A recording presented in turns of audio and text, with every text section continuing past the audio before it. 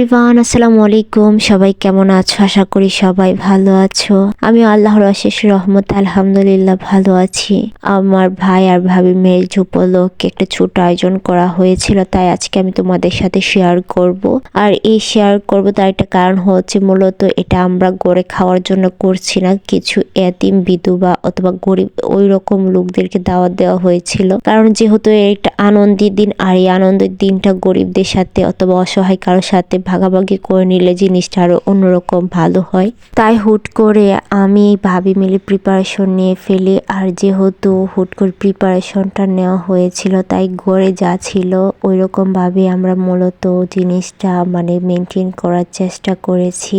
এই তো আমি প্রথমেই ভেবেছিলাম কি করব বুঝতে পারছি না। আম্মু বলছিল দুইজনে যখন রান্না করবো সহজ একটা রান্না করার জন্য, তাই ভাবলাম বিরিয়ানিটাই সবচেয়ে বেশি সহজ হবে। আর বিরিয়ানিটা করার জন্য প্রথমে মাংসটা ম্যারিনেট করে রেখে দিয়েছিলাম। আর ম্যারিনেট করেছিলাম মূলত গড়ের যে রেগুলার মশলা থাকে ওইগুলা দিয়েই। তারপর আমি এদিক দিয়ে আবার কিছু পরিমাণ চাল ধুয়ে নিয়েছিলাম, যেহেতু এখানে মূলত বিরিয়ানি রান্না করা হচ্ছে। তারপর আরো কিছু চাল ধুয়ে নিচ্ছিলাম, কারণ এখানে আমরা পায়েস রান্না করব। কারণ অনেকে এখানে পায়েস খেতে পছন্দ করে। ইভেন আমাদের ঘরে যখন পায়েসটা রান্না করি তারা খেতে অনেক বেশি আনন্দ বোধ করে এবং তাদের কাছে নাকি অনেক বেশি ভালো লাগে। তাই ভাবলাম বিরিয়ানি করছি, একটু ডাল হলে ভালো হয়। এই তো ভাবি আগে থেকে ডালটা রান্না করে রেখেছিল, আমি জাস্ট একটু আদা দিয়েছিলাম। আর আদাটা দেওয়াতে আমার কাছে মনে হয় একটু সুন্দর স্মেল বের হয়, তাই দিয়েছিলাম। তারপর আমিও আর ভাবি দুইজনে মিলে রান্নাটা করছিলাম। এই তো তারপর আমি বাগারের জন্য অল্প পরিমাণে পেঁয়াজ,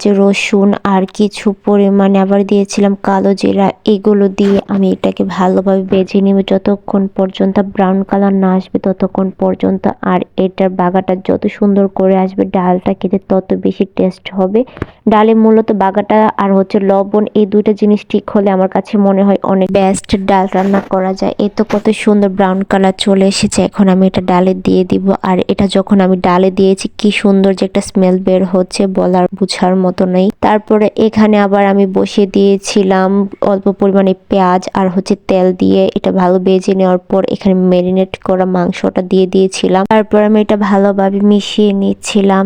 কিন্তু এখানে এখনো আমি এলাচ, দারচিনি, তেজপাতা দিয়ে দিব, কারণ এটা আমি আগে দেইনি তাই এখন দিয়ে দিচ্ছি। আর এটাকে আমি এখন ভালোভাবে কষাবো, কারণ কষানোটার উপরে খাবার টেস্টটা ডিপেন্ড করবে। আর এদিক দিয়ে দেখো আমার পায়েসে প্রায় চালটা ফুটে গিয়েছে। এখন ভাবি এটাকে গুটি দিচ্ছে। আর ফ্রিজ অল্প পরিমাণে নারকেল ছিল, আম্মু বলছিল একটু নারকেল ছিল এটাই দেওয়ার জন্য, কারণ নারকেলটা দিলে নাকি টেস্টটা বেড়ে যাবে। আম্মু নিজেই নারকেলটা এনে পায়েসটার মধ্যে দিয়ে দিল। যাই হোক, এখন এটাকে ভালোভাবে মিশিয়ে নিতে হবে। আর দুধ যেহেতু ফ্রিজ থেকে নিয়ে আসা হয়েছিল, তাই বরফ থেকে দুধটা ছাড়লে এভাবে একটু একটু করে দিতে হচ্ছে। এদিক দিয়ে এখন আমি ভালোভাবে মিশিয়ে নিব। আর তারপর দেওয়া হয়েছিল এখানে তেজপাতা, এলাচ, দারচিনি, আবার এখানে আবার দিয়েছিল কিচমিচ। এগুলা দিলে একটা টেস্টটা বেড়ে যায়। এগুলো যখন হয়ে গিয়েছে তারপর আমরা আবার একটা পাতিলে পরিমাণ মতো তেল দিয়ে নিই। তেলটা যখন গরম হয়ে যাবে তারপর আমরা দিয়ে দিয়েছিলাম পেঁয়াজ। পেঁয়াজটা মূলত পরিমাণ মতো দিয়েছিলাম, পোলাও রান্না করব যতটুকু লাগে ততটুকুই দিয়েছিলাম।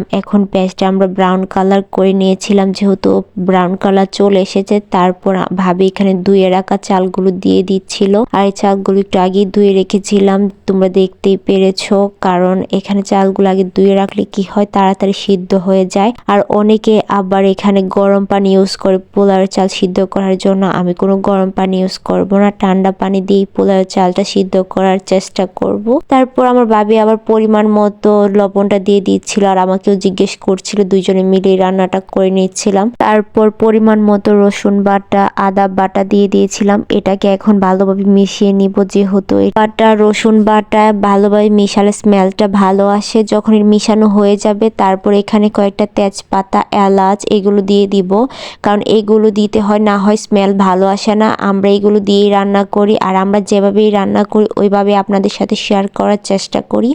যখন চালগুলো মোটামুটি সিদ্ধ হয়ে যাবে তারপর এখানে আমাদের যে মাংসটা কষানো হয়েছিল ওইটা দিয়ে দিব। আর ওইটা দেওয়ার পর ভালোভাবে নেড়ে চেড়ে দিব, কারণ নেড়ে চেড়ে না দিলে নিচ দিয়ে দেখা যাবে পোলাও ভাতগুলা লেগে যাবে। আর যদি একবার লেগে যায় তাহলে দেখা গিয়েছে বিরিয়ানিটা খেতেও মজা হবে না। এখন আমার ভাবি হেল্প করছে আমাকে। তারপর এখানে আবার কয়েকটা কাঁচা মরিচও দিয়ে দেওয়া হয়েছিল, কারণ কাঁচামরিচ স্মেলটা ভালো আসে। এই তো তারপরে এখন এটাকে ভালোভাবে নেড়েচেড়ে মিশাতে হবে। যখন মিশানো হয়ে যাবে এটাকে সুন্দর একটা সাইজ করে দমে বসিয়ে রাখতে হবে। এই তো দেখো কত সুন্দর আমাদের বিরিয়ানিটা রান্না করা হয়ে গিয়েছে। মাশাল্লাহ মাশাল্লাহ, অনেক মজা হয়েছিল। সবাইকে আমাদের প্রশংসাও করেছে, বলছে আমরা দুইজনে এত মজার একটা রান্না করেছি, তাদের কাছেও ভালো লেগেছে। এই তো দেখো এখন বাচ্চারা খেতে চলে এসেছে, এখন তাদেরকে আমরা পরিবেশন করে দিয়েও ফেলেছি। তো সবার শেষে আমি কয়েকটা তাদের উদ্দেশ্যে কথা বলতে চাই। দাদা ভাই আর ভাবি, তোমরা জীবনে অনেক ভালো থাকো, আর দুইজনই গিফট আমি ছেড়ে ছোট ভাই বোনদেরকে একটু ট্রিট দিও, কারণ তোমরা যেহেতু বড়। আর তোমরা অনেক ভালো থাকো, সুস্থ থাকো। আজকের ভিডিওটা এই পর্যন্ত। ভিডিওটা শেষ পর্যন্ত দেখার জন্য আপনাদেরকে অনেক অনেক ধন্যবাদ। আল্লাহ হাফেজ।